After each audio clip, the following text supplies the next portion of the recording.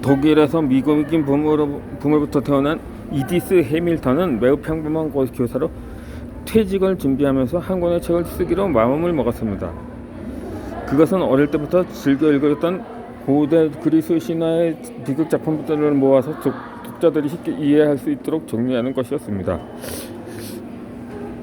이후에 볼티모어에 있는 브른모어 여학교 교장으로 25년간 봉직한 해밀턴이 60살에 은퇴한 후 드디어 한 권의 책을 쓰기 시작했습니다. 그리고 63시 대전 해에 1930년도에 고대 그리스인의 생각과 힘이라는 제목으로 작품을 발표합니다. 해밀턴은 고대 그리스 세계를 2세기의 독자들에게 생생하게 보여주면서 뜨거운 호응을 얻었습니다. 그때부터 그는 새로운 인생 2막이 시작되었던 것입니다. 그로부터 해밀턴은 우리의 과거는 그저 서막에 불과할 뿐이라고 고백을 했습니다. 해밀턴은 은퇴 이전의 인생이 그저 서막에 불과한 것이라고 말했습니다. 그렇게 은퇴한 후에 쓴 한 권의 책이 그를 순식간에 유명 작가로 만들어 주었습니다. 그의 생각을 동원해 쓴 이 책들이 독자들에게 삶의 지혜를 일깨워줬기 때문입니다. 이 책을 통해 그렇게 유명해질 줄을 미처 몰랐다고 합니다. 그리고 이 책을 출간으로 해밀턴은 박물관에 들어가 강의하는 단권 강사가 되었다고 합니다.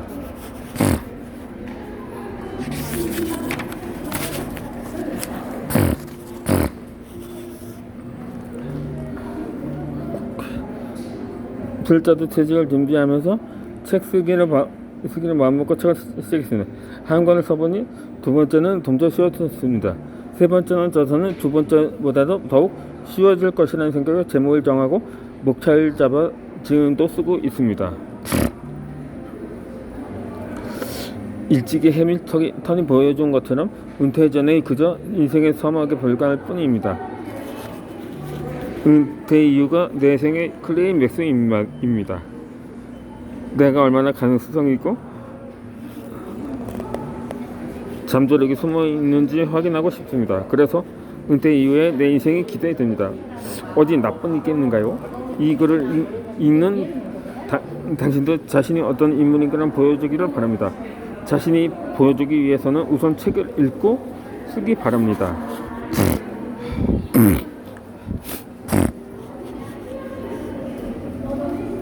다음은 버지니아 울프에 관한 이야기입니다.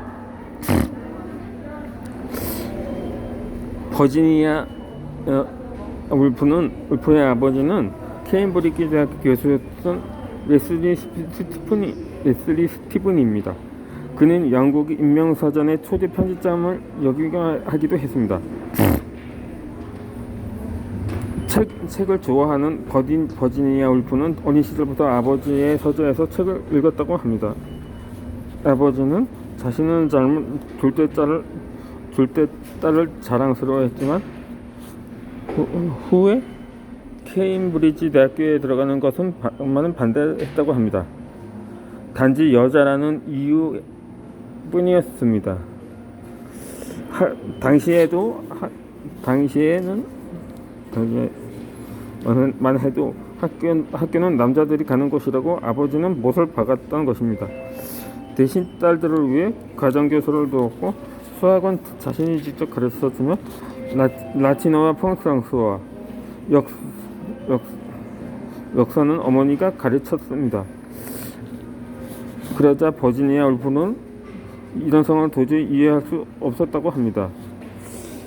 그는 퀸스 칼리지에서 그리스어 역사 과목을 전공한 한편 케임브리지 친구들과 돌아 모임에 참석을 했습니다.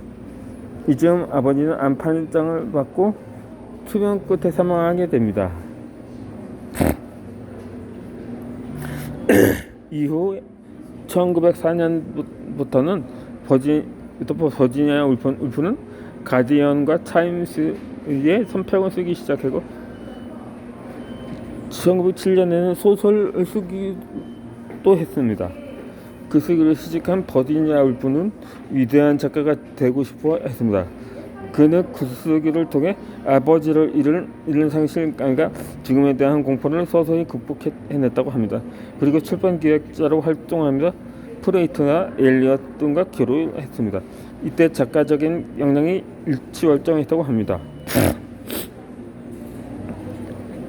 이처럼 버지니아 울프를 보면서 누구와 만났느냐는 인생에서 매우 중요함을 알 수 있습니다. 그는 작가적인 내어둘 수 있는 사람과 교류를 했던 것입니다. 이 버지니아 울프는 1925년에 델러워리 부인, 1927년에 등대를 발표하면서 작가로서의 자신감을 얻었습니다. 내 마음속에서 내 목소리로 무언가를 말하는 방법을 찾았다는 사실을 확신하고 일종의 해방감도 느꼈다고 합니다. 이 버지니아 울프는 나는 이제 누가 칭찬하지 않아도 앞으로 나아갈 수 있을 것이라는 느낌이 든다고 말했습니다. 그는 작가가 된 후 날마다 10시간 이상 책을 읽고 쓰는 규칙적인 삶을 실천했다고 한다. 이렇게 버지니아 울프는 글쓰기의 모든 것을 먹은 작가였습니다.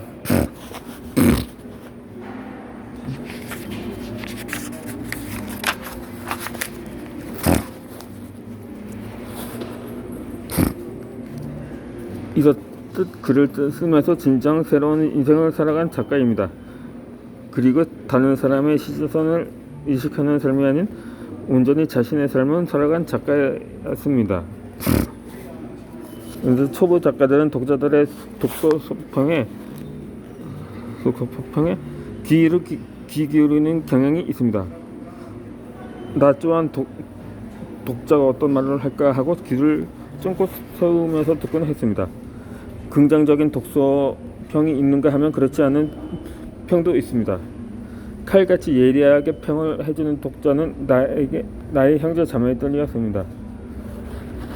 호평에도 감사하고 호평을 해도 감사합니다. 호평은 더욱 발전시키고 진되고 호평은 앞으로 개선하며 책을 쓰면 됩니다. 독자들은 나의 귀한 평론가들입니다. 엊그제 한 독자로부터 전화를 한 통을 받았습니다. 평소에는 책을 많이 읽는 분은 내게는 훌륭한 평론가입니다. 선생님은 교사보다 작가가 더 적성에 맞는 것 같아요. 라고 말입니다. 이와 같이 누가 칭찬해 주지 않아도 나도 이제는 버지니아 울프처럼 앞으로 나아갈 거라는 생각입니다. 이제 당당한 작가라도 혼자 설 수 있게 되었습니다. 우리는 과거는 그저 사막의 불가능입니다.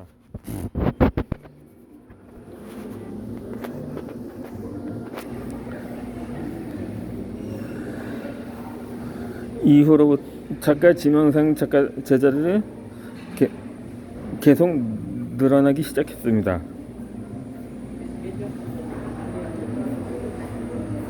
책은 꿈꾸는 걸 가르쳐주는 진짜 선생이라고 지 바슬라트가 말했습니다. 학교에서 학생 정규 동아리로 필자가 독서 동아리를 운영하고 있습니다. 이 동아리 부원은 11명이고 이 학생들은 모두 중학교 2, 3학년 학생들입니다. 1학년 학생들도 많이 신청이 있는데 독서 동아리 정원이 11명이고 다른 동아리보다 동아리로 보냈다고 담당 선생님이 전해 주었습니다. 이 학생 가운데 7명이 작가의 꿈을 가진 학생들입니다. 작년만 해도 2명만 작가의 꿈을 가지고 있었습니다. 그런데 이렇게 작가 지망생 제자들이 점점 늘어나고 있는 것입니다. 오늘 학교로 출근하여 2층 계단을 오르고 있는데 나를 부르는 소리가 들렸습니다. 뒤에서 부르는 줄 알고 개선 아래를 내려다보고 있는데 위에서 부르는 것이었습니다. 이 김미서라는 학생이었습니다. 내가 낳은 딸을 만나 반가웠습니다. 이 학생은 마음씨도 곱고 얼굴도 예뻤습니다. 그림도 잘 그려 피아노도 잘 이 김미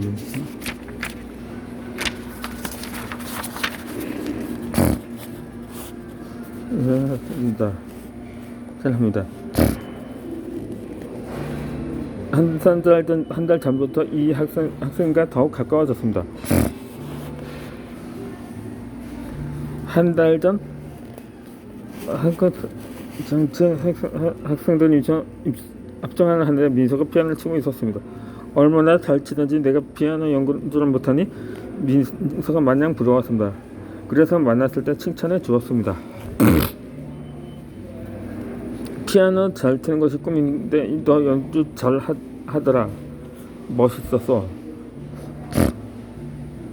정말요? 감사합니다. 시간이 날 때마다 더 열심히 연습을 열심히 하도록 해. 네, 그럴게요. 감사합니다. 며칠 전에 민서가 플러스 연습 중에 빈 교실로 들어가는 모습인데 이렇게 학교 생활에 충실한 학생을 오늘 보면서 또 만나게 되는 것입니다. 선생님 안녕하세요. 민서구나. 또 만났네. 선생님, 저서가 자기소개서가 될 수 있어요? 이 자기소개서란 말 그대로 자기를 소개하는 글이기 때문에 세계 최고의 자기소개서라고 볼 수 있죠. 그러게요. 저 일기 쓰기로 했어요. 나중에 일기를 책으로 내도 되죠? 그럼 제목을 민서의 비밀일기 하는 것이 좋겠다. 제목에 대해서 고민해보자. 그래서 민서가 화답을 했습니다. 이렇게 대화를 나누고 있는데 뒤따라오시는 한 선생님이 계셨습니다. 난 이슬을 하면서 말을 건넸습니다. 민서가 나의 저서를 읽고 일기를 쓰기로 했습니다. 작가로 얼마나 기쁜지 모릅니다. 제가 책을 쓴 보람을 이런 데서 느껴요. 그러네요. 저서 출간 후 좋은 일들이 계속 생기네요. 이 박성배 박사의 저서인 내 인생을 다시 쓰는 책 쓰기에서도 일기에 관한 내용이 나옵니다. 19세기 러시아 문학을 대표하는 세계적인 문화인 톨스토이가 있습니다.